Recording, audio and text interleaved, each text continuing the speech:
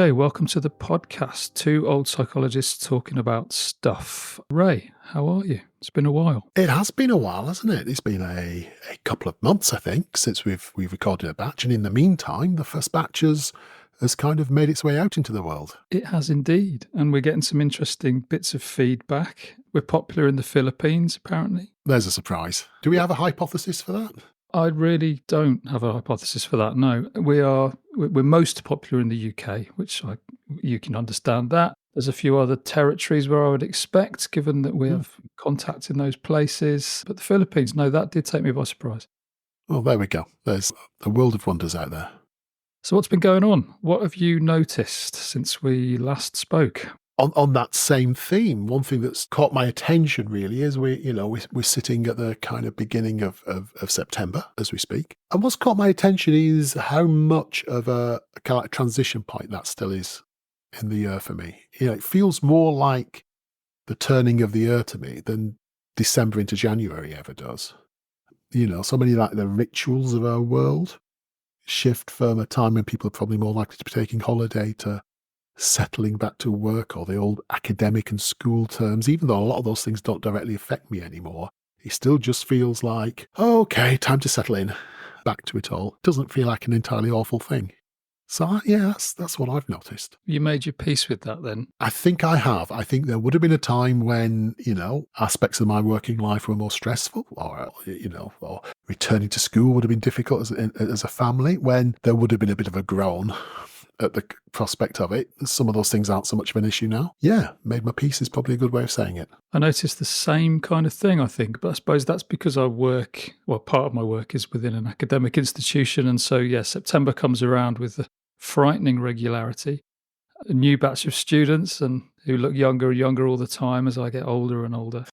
I get what you're saying there. There is a sort of, there's a turn of the year feeling around it that, I think perhaps does actually feel like a bigger deal than January. I've never actually thought about that before. I mean, I think, if we assume, apart from particular religious observances of different religions, if we assume the reason why there's a big deal around the end of December, the beginning of January in lots of particularly Northern Hemisphere kind of cultures, if that is about the natural cycle of the year and the Sol Invictus, as they say, the sun begins to win over darkness and the days begin to get longer. Those are part of the natural turning of the year. So I guess that would be when people saw the year turning our contemporary lives in our cultural setting.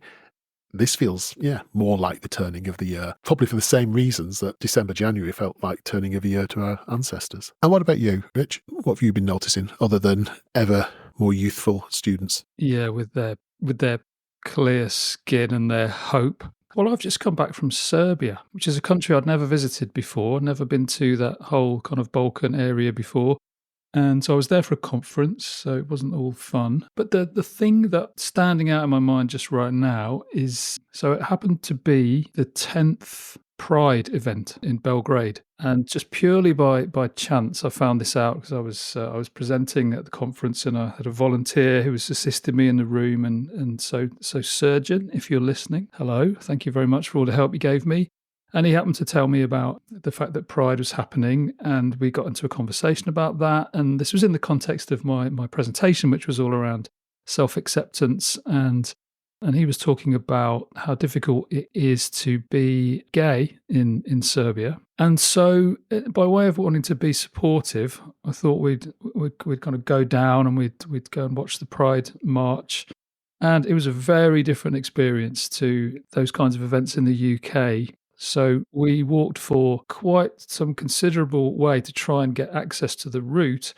And in all directions, for miles around, it was blocked by a huge cordon of police in every direction. We tried different routes. Every road we came to there was a big cordon. I mean, literally thousands of police blocked the entire route. So you couldn't, unless you were in the march, you couldn't get access to it. Eventually, there was a sort of after-march party where there was a concert and things, so we were able to gain access to that. And it just made me think about freedom and some of the things that we perhaps take for granted in the UK.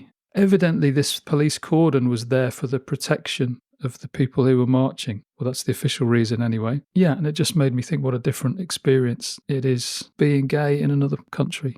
I suppose got me just thinking about progress and, yeah, the sort of march of liberalism and freedom. Of course, we have issues in this country with all sorts of different reasons, and there's a ways to go with various different issues. And it just really made me think about some of the freedoms that we perhaps take for granted, and how important it feels to both acknowledge those and stand up for them. Gosh, that does sound like a very different experience to how those things are kind of handled and how we might experience them, particularly kind of as a person slightly outside to it has experienced those in the UK. And as you say, it's that delicate balance, isn't it, between noticing, okay, so there's some things that probably we have here that don't have to the same extent in other countries, without being complacent, because there's still many, many things that aren't right here.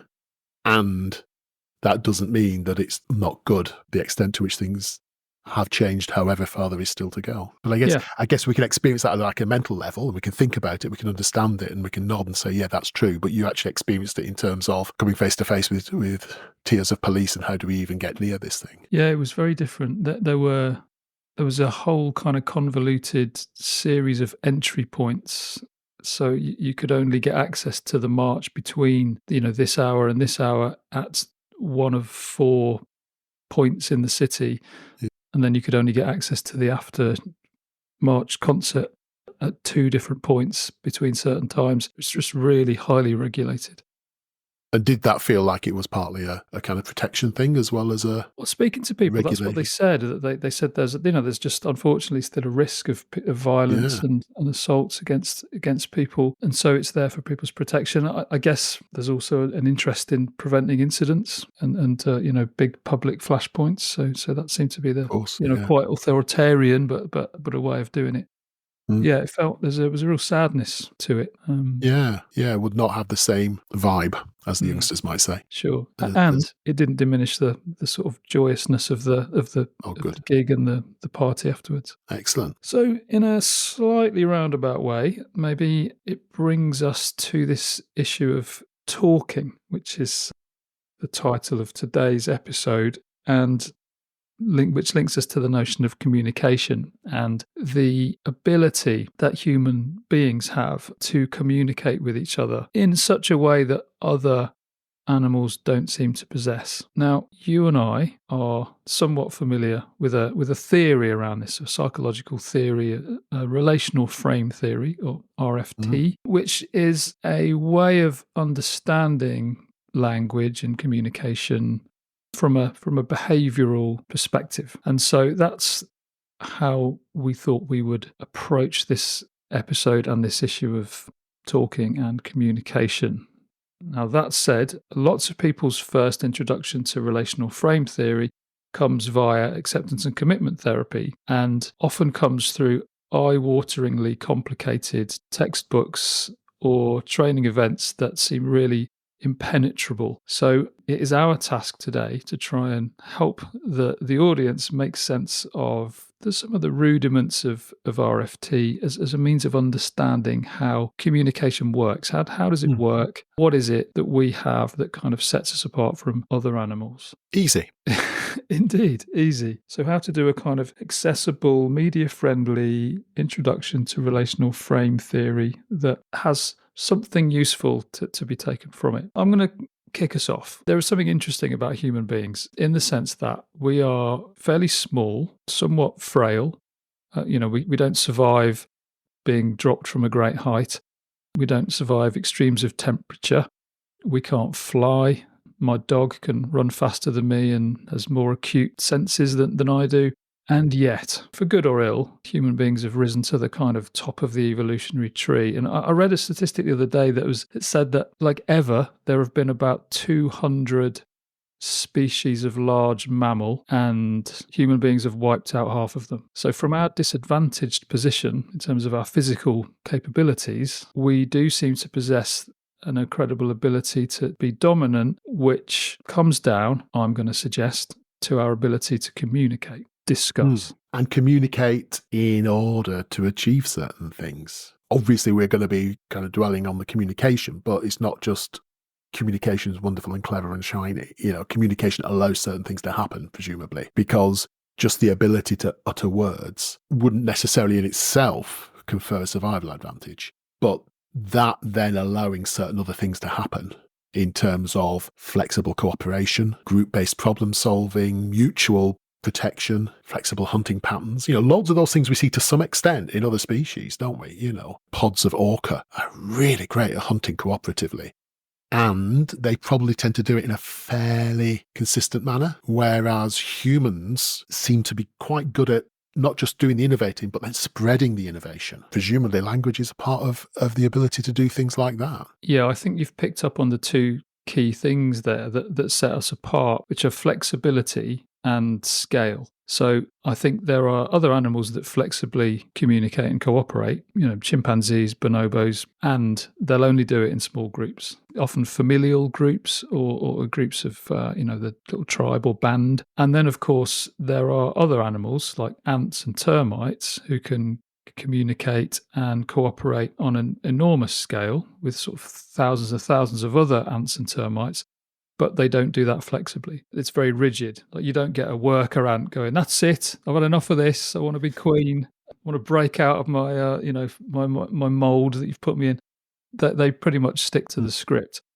What humans are able to do, and we're seemingly alone in this, is to flexibly communicate and cooperate on a massive scale. Yeah, flexibly with range and with depth and with precision as well. And as you said, part of that flexibility and that range is, ants and other super social insect species obviously can communicate well, but they tend to communicate the same thing very often: where the food is, where the threat is, what's happened to some of the outliers, compared to the fact that humans seem to be able to spontaneously generate things that have never been observed, that have never been experienced, and communicate that effectively, as in storytelling. And I guess sort of the roots of some of that must be in this language business that we're talking about. Well, that's the theory, and that's one of the things that lies inside of relational frame theory, is this idea that we pulled this incredibly flexible cooperation off by doing something which other animals can't quite do, which is to derive arbitrary relations.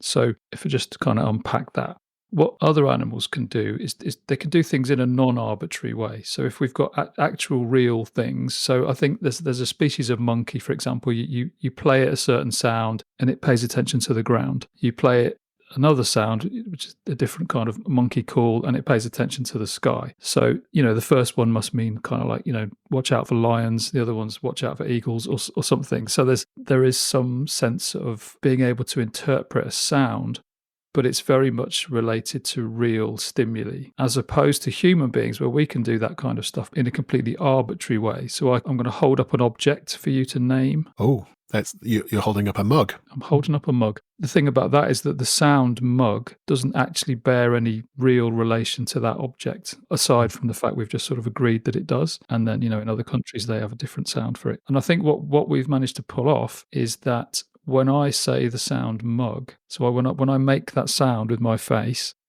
you know what I'm talking about. So it means the same thing to me as it means to you. And that's a game changer. Yeah. And that we can do that not just for, non-arbitrary stimuli like this piece of ceramic that we're going to call a mug, but we can do it for things that don't actually exist, like ideas, concepts. So we can flexibly communicate ideas and concepts to each other about the past, the present, the future, real, imagined. And we're able to do that in this very flexible, sort of fluid way. And that is a real game changer in terms of what that then allows us to do in terms of bending the environment to our will. That's a remarkable thing, isn't it? It's a remarkable thing to have got there with all the complexity that must involve to be able to do that. And even, and I guess we might come back to it, the fact that, you held up that ceramic container and I was able to say mug, and we knew we were doing that, and coming back to it depends on context. In another context, we might use the word mug and mean something completely different in some sort of Danny Dyer, sort of London insult kind of way. Yeah. And yet we were able to spot what the context was and realize that this connection of sounds that came out of our mouths was pointing towards one of these ceramic drink containers. I could say something like Prince is bigger than Meatloaf, and you would be able to figure out the context, right? Yeah, which would have nothing whatsoever to do with relative size of the two late lamented singers. Yeah. Bigger than would have a significantly different sort of meaning than if we were literally saying who should have the larger seat on the executive jet. I'm gonna test you, Ray. I'm gonna test your. Great. I'm gonna tell you that Dave is older than Alan. So who's the oldest? Dave. Okay, and Alan is older than Malcolm. Who's the oldest out of Alan and Malcolm? Alan. Right, now, who's the oldest out of Dave and Malcolm? Well, that would be Dave. Right, now I didn't train you in that. Now, it may surprise you to know that there's no other species on the planet that can do what you just did then. So, chimpanzees raised in language laboratories can't do that. They could do the first two bits. You can train them to discriminate between two different sounds, but they can't then discriminate between things they haven't been trained to discriminate. So, let me ask you, how you figured that out? How did you figure out that Dave was older than Malcolm, even though I hadn't told you? Well, I kind of went through the kind of like intermediate stages. I knew Dave was older than Alan, and I knew that Alan was older than Malcolm. So I could what I could actually do is picture it. So I saw that was a relationship between these two. That was a relationship between these two. And therefore that must mean that in this case, Dave was older than Malcolm. You're a genius. This is why I wanted to work with you. I can do a thing that no chimpanzee can. Yeah, he's better than a chimpanzee. Better's a strong word. Sign him up. I can do this thing in a way a chimpanzee can't. So the implications of this are massive. So in the sense that we can just make relations between anything. It starts out really straightforward, like someone holding up a mug and saying this is a mug, and then you learn is, and you learn to interchangeably sort of attach the sound mug to the thing. But then, obviously it gets much more complex over time. We learn other types of relation. So not just like this is, but we learn things like bigger and smaller and faster and slower, I and you, here and there, now and then, all of these kinds of things. And we grow up and mature after lots and lots of kind of training from our parents. We are able to flexibly use language in a way that other animals just will never achieve. And that's an incredible thing. Like our infants can do stuff that is beyond the scope of other animals. Yeah. And it just enables us... Even though those other animals can do absolutely phenomenal things that we can't. Indeed. And can respond flexibly to the environment, great surviving. Absolutely, they can't do this thing that we really take for granted in a 3-year-old or 4-year-old. But it enables us to flexibly cooperate on a massive scale and do things that will benefit people, that we'll never even meet. And other animals don't do that. Just think about this today. I'm looking at a laptop. You're looking at a laptop. We're both speaking into microphones. We're not physically located in the same place. Yeah. How many people have been involved in getting us two together today? Yeah. Somebody invented a microphone. Somebody refined the microphone, somebody manufactured these microphones, somebody helped generate the electricity that this is all done via. Massive, massive web of complexity. Which would be impossible without the ability to sort of flexibly communicate through language. I'm going to hazard a guess they weren't doing all of that so that, two old blokes could talk about psychology on a podcast. But nevertheless, if you take those people out of the equation, we can't do this thing that we're doing now. Both you and I are, fans of science fiction. And, one of the common staples of that is the post-apocalyptic story of having to piece together society after everything's broken down and the technology's gone.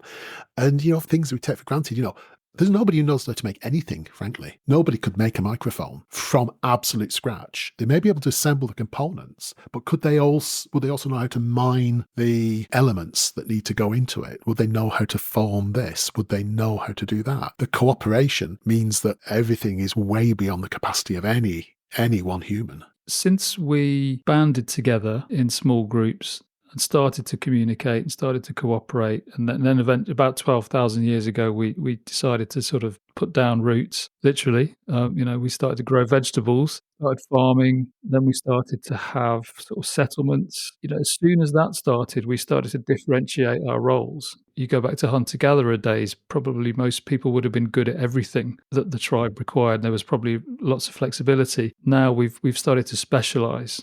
So if you think about those early days, you probably had kind of a security force, you had the farmers, you had the child carers, the governors, and that's just gone out in a kind of Exponential? Exponential. That's about as arbitrary a word as we're ever going to come across. Exponential. Right. That's gone out in a kind of exponential way, isn't it? So now, I live in a city, Birmingham, with over 1 million residents, incredibly specialized roles. So, maybe I know some stuff about psychology and therapy. I know nothing about car maintenance or how to build a microphone. Well, and even within our field, there was a time when we were both first involved in it, when we would probably have known most of the people who were very actively involved in this type of psychology and were actually getting published and presented. We probably had quite a grasp of the different areas, this quite new area of psychology. And I realised, a few years ago that I can't keep up with it.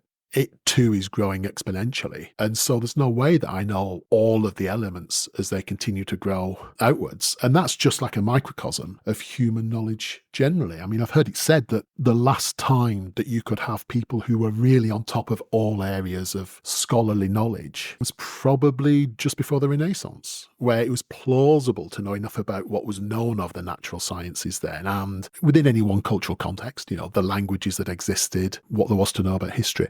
And of course, since then, it's literally impossible to know all of those things and be expert in all of those things. But again, largely a function of language, how those things can and do expand. What would you say would be the relevance of communication to your work as a psychologist? I mean, obviously, I'm guessing you don't do it through the medium of interpretive dance, right? You talk to people. Yeah. Relevant. I mean, that would be a way to go. It's an option, right? That's the new brand. If this whole thing doesn't work out, then I'm sure I could get. Actually, I shouldn't joke about that, because people have had huge success with bodily movement, obviously through things like yoga and stuff, but also through dance, in terms of helping people who are struggling with all sorts of stuff that we'd probably describe as psychological. So, however, that's not, unsurprisingly, that's not me. Yeah, language, of course, is the medium through which a lot of this happens, because a lot of the time you and I, we are dealing with stuff that's going on fairly invisibly inside people's heads. And we could have the best scanner in the world and we have no idea what's going on. And so when people are talking about their pain, and when they're talking about their sense of their self, their difficult memories, their fears for the future, none of those things are observable. Yes, there might be some behavioural impact of it that's observable in terms of people becoming panicky or withdrawing or whatever. But the actual content of it is only accessible verbally. And so that has to be the medium through which we work. And a lot of our work is, how do we bring that broader world and the broader world of personal experience into the room? And of course, a lot of it inevitably is verbal, is through language, though of course it's not always vocal. We need to make that distinction, don't we, between what's verbal and what's vocal. I certainly have people for whom, sadly, vocal expression is no longer possible through sort of damage to voice organs or loss of control of speech through degenerative conditions like motor neuron disease, where actually communicating via vocal speech no longer possible. So our psychological work is done through texting, emails, but that's still verbal because it's built out of words. That's what you meant by the discrimination there between vocal and verbal. So we can still verbalize without making sounds. Absolutely. Other than arguably the rattle of a keyboard, but yeah.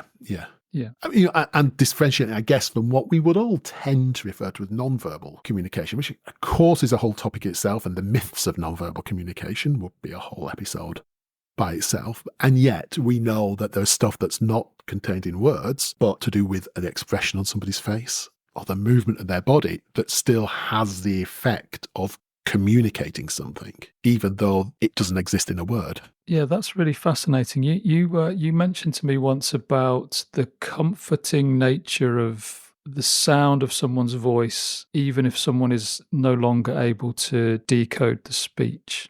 Do you say something about that? Yeah, I mean, I think this probably exists in lots of areas, and you could probably actually see it in infancy and early childhood. And in fact, while the child is still within the womb, we have increasing information that a newborn child responds differentially to the voice of its mother to other apparently similar females just through exposure to hearing those sounds, albeit sort of modified through fluids in the womb and so on, even though there's no way we're expecting that newborn to actually understand the content of words. So, it's probably spread throughout the lifespan. But obviously, with my work in physical health, and particularly one of my areas of specialty being end-of-life care, it's certainly one thing that we see when people are dying. In many, say, trajectories of dying, in many sort of like the lead up to humans dying, sometimes it can be quite a sudden event, but very often it takes place over a period of hours, days, weeks. And in the latter stages, people may well be unresponsive and not able to hold a communication, be kind of unconscious, for want of a better word. And families who love that person, who want to be with them during those last times, often one of the sources of difficulty for them is, what do I do? The deathbed vigil is a difficult time, emotionally charged, and there's very little you can apparently do for the person. But one thing we're pretty sure of, and I only say pretty sure because this will be a very difficult thing to research well and ethically, but one thing we're pretty sure of is that even people who appear no longer able to understand the content of words that are going on, or the complex content anyway, seem to respond to familiar voices differently to unfamiliar voices, such that loved family members talking in their ordinary voice to a person who is in the last hours of life and no longer capable of responding appears to be a more relaxing experience. You can see sort of, physiological signs of relaxing more than unfamiliar voices saying the same kind of thing, which is presumably some kind of comfort in that very last phase of life. It certainly is a huge comfort to the families to know there's something they can do and that they can bring, and so the opportunity to say things that are very important, hopefully, things that matter to them and are meaningful to them, to the person they love who is dying. But even when they run out of that, even if you were to sort of just read the newspaper to someone, we know we're bringing comfort. And at a time when you feel helpless in your impending loss, sometimes knowing there's something you can do that can make some difference is really helpful. Yeah, that's amazing. Beautiful in many ways, right? That you can just soothe a loved one just by speaking. It doesn't even matter what you're saying. Just the sound of the voice can offer some kind of comfort. So the follow-up here for me that I just sort of find fascinating is that, so if we've got this incredible gift of language and an ability to communicate ideas and concepts to each other through words, but then what you're adding there is even beyond that, we've got an ability to impact each other's well-being in a positive direction just by making the sounds. It doesn't even matter what the content is. There's something about the sound that's soothing. Why is it that we get it so wrong so often? Whatever scale you think about this, so like within maybe an intimate relationship, or within a family unit, or within an organization, or on a social level, or even between cultures, there are numerous examples of people failing to communicate in a way that's constructive. Look at the war in the Middle East, for example. That just seems completely intractable. People have got all of these tools available to them to communicate, and they don't seem to be able to find a way forward. What is that about, do you think? I'm not asking you to solve the problems of the Middle East, by the way. I'm just thinking more of I was worrying about how long the podcast would run if I was going to do that. Yeah. Yeah, just on this sort of larger scale, why do we get it so wrong so often? Well, I mean, I guess one element of it goes back to something you said in one of the previous episodes, that was saying that the map is not the territory. So, sometimes the reason why things don't get resolved is because the thing is very, very difficult to resolve. The failure is not at a language communication level. It's at an inability to find a thing that works level. So, I guess some aspects might be like that. But at the language level, there are to be loads of possible explanations, aren't there? But one of them is, again, it goes back to our sort of mug as liquid carrier and mug as in sort of EastEnders insult thing, is that what flows from what we've already said about language, the arbitrary nature, with the possible exception of words like pop bang that are actual representations of of the sound that they're describing. Everything else is arbitrary, pretty much. And so the meaning is not necessarily always carried within the word. The context supplies a lot of the meaning. So, we'd know what I meant by mug depending on the context that we're in, and that's okay. But then sometimes, even when we think we're using the same word for the same reason, people's pre-existing experiences and ideas and assumptions about what the other person's saying actually so configure the meaning that they are convinced that what they have heard is completely different from what the person who spoke intended. Not with bad intent, and not as a conscious manipulation, but as a genuine decoding of those sounds within the context of your expectations. It's making me think of how two different people could say the same thing, and then depending on your history with those two people, you could take it completely differently. Yeah. So I could probably take a joke if you said it. If it was a joke that was at my expense where you were laughing at me, I could probably take that from you because of the history of our relationship. Whereas if someone I didn't know well said it, it would, on one sense, mean the same thing, but in another sense, mean something completely different. Yeah, absolutely. And we could see in areas that are then very, very highly charged, politically, philosophically, religiously, or whatever, even a genuine attempt to express a given idea can end up absolutely sounding like you expressing the opposite idea. And the only way around it really then is you end up qualifying and trying to explain and over-explain and over-explain what you meant, and then getting lost in the middle of that as well. It feels like as much as language gives us an incredible gift, it also gives us an incredible number of ways to misconstrue each other and set up how we react to each other. I was going back to you talking about Dave and Alan and Malcolm. You gave that little set of things about who's older than who. And if it just stopped at, also now we've learned who's older than who, that would be that. But of course, given the way human minds construct the world, other things get attached to it. So we carry around rules and principles and things we have learned. And if one of the things people carried around was they'd learnt that, from watching too much of the news and scare stories about gangs of hoodies and things, that young people are more dangerous than older people. Suddenly, we've established this hierarchy of Dave being older than Alan, being older than Malcolm.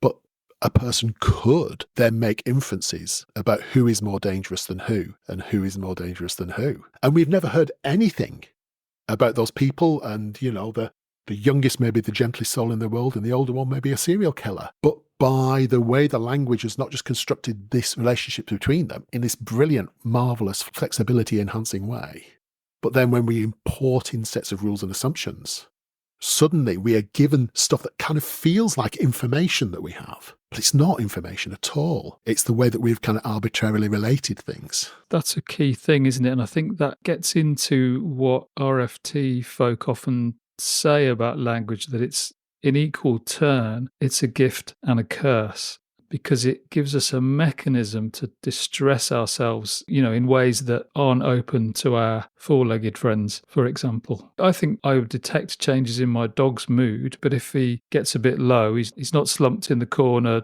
downing a bottle of Jack Daniels, listening to Johnny Cash and, worrying about where his career's going. Do you know what I mean? It's a different experience. But I think what you've just said there reminds me of an example I've sometimes used, which is if, let's say I get bitten by my neighbour's dog, and my neighbour's dog is a Chihuahua, and I develop a bit of a fear response to this Chihuahua.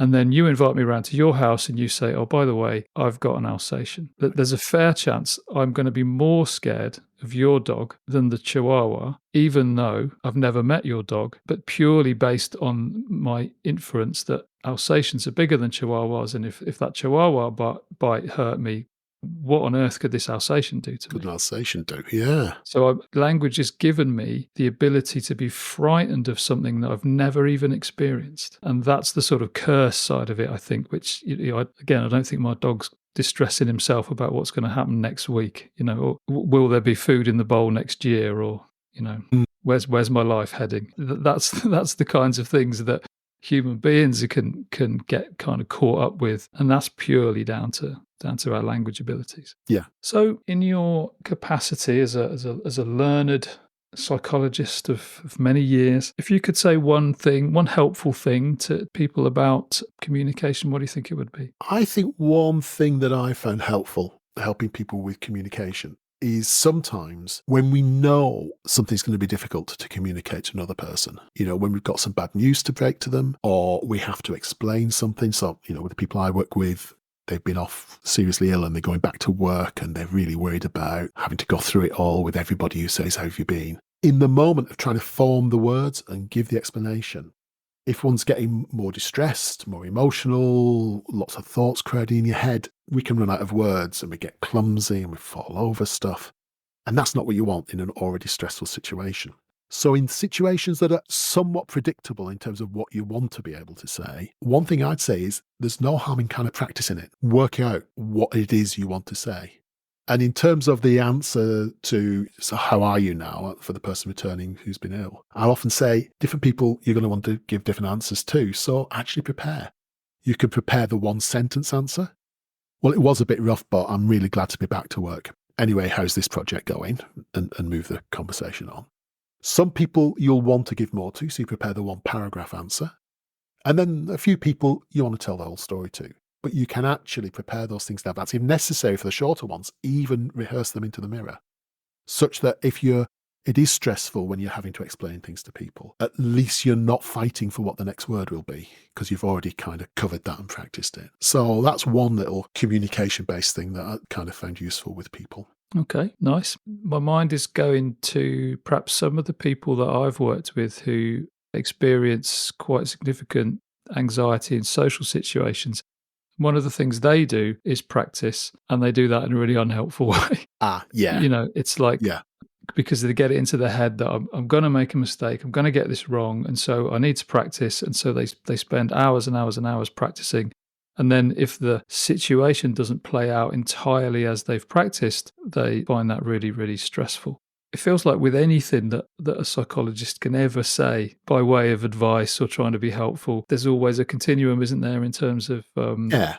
do it as long as it's helpful. And there's a skill in sort of recognizing when you might be doing something potentially useful, but in a really unhelpful way, like you're doing too much of it. Yeah, absolutely. And one of the big variables there is the flexibility of the communication that you're heading into. I think if you were talking primarily about something you're going to transmit, Yeah. an explanation, a piece of bad news or something like that, we can do the first phase of it in that way. But as you're saying, if you go into a social situation, it's meant to be kind of like interactive and flexible. And that's where over-rehearsing can be a problem. There's a very parallel thing with people with performance anxiety in sports. The difference between difficulties in doing very over-rehearsed things that you've done a million times and beginning to get anxious about that versus anxiety about more free-flowing decision-based situations. The strategies do tend to be different. Nice. Yeah, that's a really useful discrimination. My one thing, I'm going to keep it brief. I just think it's own your intention and your impact. So recognizing this potential for something that you intend to say to be misconstrued, it's important, I think, rather than go down the road of, well, I didn't mean that. Stop taking it so personally. Try to go down the road of, what I meant to say was this. I'm really sorry that it didn't land well with you. Could we perhaps talk about why you found that so difficult? Nice. I could see that would be really useful. And I think it's just in the spirit of being open and honest and kind about the way that you talk to other people. And non-defensive. I like that. Okay, I feel like we could go on and on and on about this. It's a huge topic, and in the interest of trying to maintain an audience, we should probably put a limit on it. So, are you ready for your question? Oh, of course. Let's go and ask Ray, shall we? So, would you rather be an amazing chef or have a personal chef? Oh, that's interesting. I think I'd rather be an amazing chef because I absolutely love good food and trying new things and taste new things, which would be nice with a personal chef. But I really enjoy the process of cooking, so it would feel great to be really good at it. So yeah, I think I'd go for be a really great chef.